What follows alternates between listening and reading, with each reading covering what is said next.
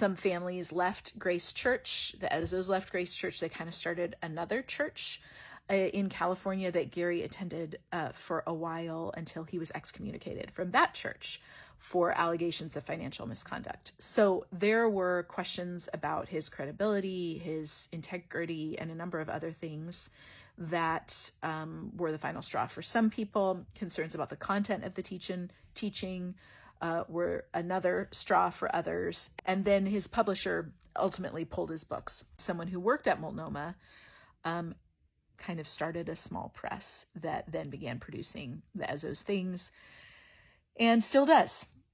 They are still out there. The Ezzos eventually moved to the East Coast, where they really focused on the international scope of their ministry, and that is primarily where you find their influence today.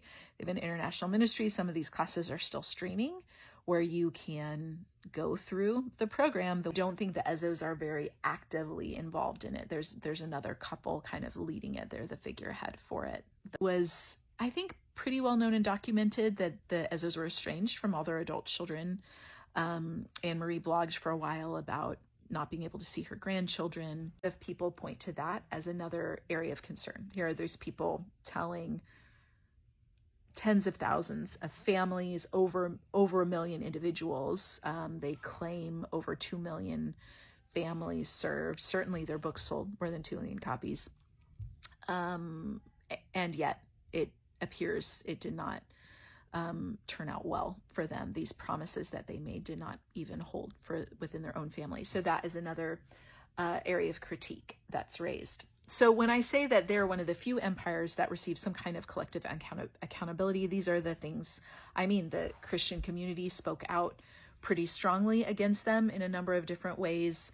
Their publisher eventually pulled it, retracted it. These are helpful modes of accountability. It did curtail the reach, I think, of this, but it's cold comfort for the tens of thousands of families who did buy into this, because they were a well-recommended, a well-known entity for a number of years. And in fact, when you go to some of these older editions of other parenting books from the 90s in particular, Gary Ezzo is a huge endorser. He was a coveted endorser that a lot of people wanted on their Christian parenting books.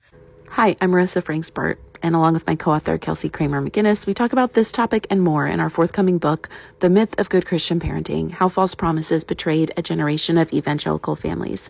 You can pre-order it everywhere now.